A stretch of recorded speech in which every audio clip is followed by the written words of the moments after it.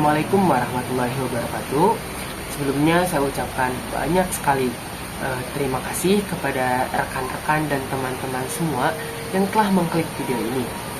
Sebelumnya perkenalkan, saya Panji Mustafa dari 11 TKJ 1. Di sini saya akan membuat video refleksi pada mata pelajaran keamanan jaringan yang digurui oleh Bapak Dede Alamsyah. Sebelumnya saya ingin mengucapkan mohon maaf sebesar-besarnya karena saya baru sempat membuat video refleksi pada hari ini. Padahal pada pekan-pekan sebelumnya saya telah membuat keempat video refleksi tersebut, tetapi saya salah format. Saya tidak membaca petunjuk yang diberikan oleh Bapak Dede Alamsyah.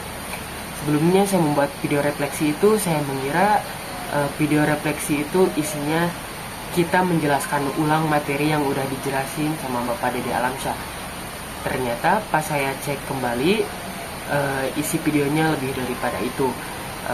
Isi videonya itu mencakup pendapat kita mengenai pembelajaran tersebut, kegunaan materi tersebut, dan lain sebagainya. So, saya membuat videonya kembali. Tapi tidak apa-apa, itu malah baik, karena dengan kita membuat video refleksi seperti ini, itu tuh kita dapat banyak upgrade skill, kayak public speaking kita dilatih, terus kita harus menyampaikan pendapat secara instan gitu, secara langsung, tidak menghafal ataupun lain sebagainya. Jadi saya senang bisa membuat video refleksi kedua kalinya. Pembohong, kau pembohong. Baik, agar tidak terlalu panjang lebar kita menjelaskan ke sana kemari, kita langsung masuk ke dalam materi ini saja.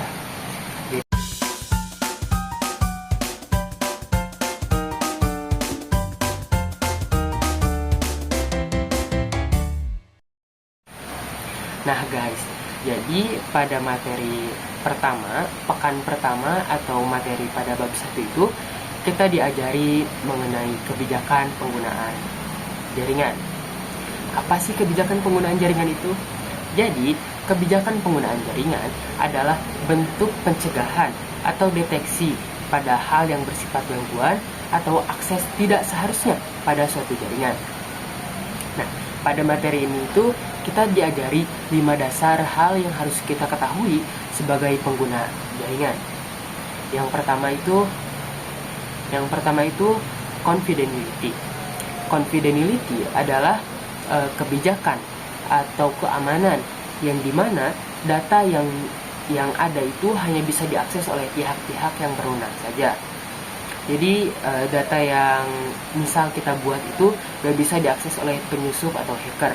Hanya kita atau orang-orang yang kita perbolehkan mengakses data tersebut yang bisa mengakses data tersebut gitu.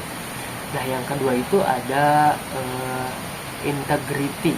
Yang integrity itu sistem keamanan yang memastikan data hanya bisa diubah oleh pihak-pihak yang berwenang saja. Jadi kalau misalkan kita membuat suatu jaringan, orang lain itu gak bisa mengubah jaringan kita seenaknya. Hanya kita aja yang bisa mengubah jaringan tersebut. Nah, yang ketiga itu ada availability. Apa sih availability? Availability adalah kebijakan yang memastikan informasi itu hanya untuk pihak-pihak berwenang saja. Jadi informasi itu hanya bisa diakses, dibuka, dan diubah oleh pihak-pihak yang berwenang saja. Terus yang keempat ada authentication. Authentication itu adalah jaminan identitas. Kalau misalkan kita pengen mengakses suatu jaringan, kita itu bakalan ditanya soal identitas kita.